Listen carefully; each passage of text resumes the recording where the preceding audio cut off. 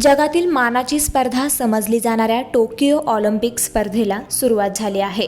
यावर्षी 18 वेगवेगळ्या क्रीडा प्रकारातून 126 खेळाडू भारताचं प्रतिनिधित्व करत आहेत। यामध्ये महाराष्ट्रातील 8 खेळाडूंचा समावेश आहे। जाणून घेऊयात महाराष्ट्रातील खेळाडूंसंदर्भातील ही खास माहिती। तेजस्विनी सावंत भारताची अनुभवी नेमबाज असलेल्या तेजस्विनी सावंतने वयाच्या 40व्या वर्षी ऑलिम्पिक खेळण्याचे स्वप्न सत्यात उतरवलं आहे।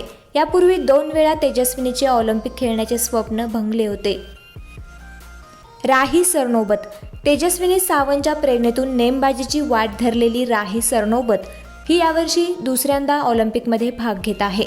यावेळी ती ऑलिम्पिक स्पर्धेतील पदकाची प्रबळ दावेदार बनली आहे। अविनाश साबळे मराठवाड्यातील शेतकरी कुटुंबियातील अविनाश साबळे स्टीपलचेस शर्यतीत धावताना दिसणार आहे। बीड जिल्ह्यातील मांडवा या छोट्याशा गावातून त्याची धावपळ ऑलिम्पिकसारख्या मोठ्या व्यासपीठावर येऊन ठेपली आहे। प्रवीण जाधव सातारा जिल्ह्यातील फलटण तालुक्यातील सरडे गावातून प्रवीण जाधवचा प्रवास टोकियो ऑलिम्पिकपर्यंत झाला आहे।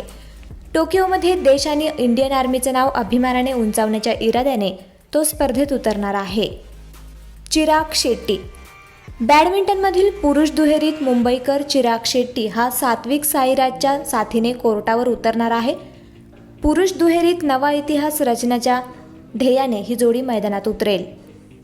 विष्णू सर्वानन यंदाच्या ऑलिम्पिक स्पर्धेत पहिल्यांदाच सेलिंग इव्हेंटमध्ये 3 खेळाडू पात्र ठरले आहेत। लेसर स्टँडर्ड क्लास क्रीडा प्रकारात मुंबईकर विष्णू सर्वानन भारताचे प्रतिनिधित्व करणार आहे।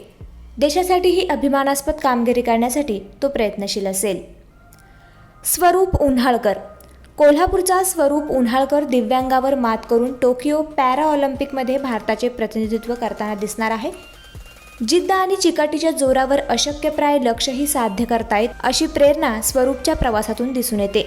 प्रेरणादायी प्रवास आणखी बहारदार करून मायदेशी परतण्याच्या इराद्यानेच तो जपानच्या मैदानात उतरेल। सुयश जाधव महाराष्ट्राचा 8वा आणि पॅरा ऑलिम्पिकमधील दुसरा खेळाडू म्हणजे सोलापूरचा सुयश जाधव। वयाच्या 2ऱ्या वर्षी पोहायला शिकलेला सुयश आता तो स्विमिंगमध्ये यश मिळवण्याच्या ध्येयाने टोकियो ऑलिम्पिकमध्ये पाण्याला भेदताना दिसणार आहे।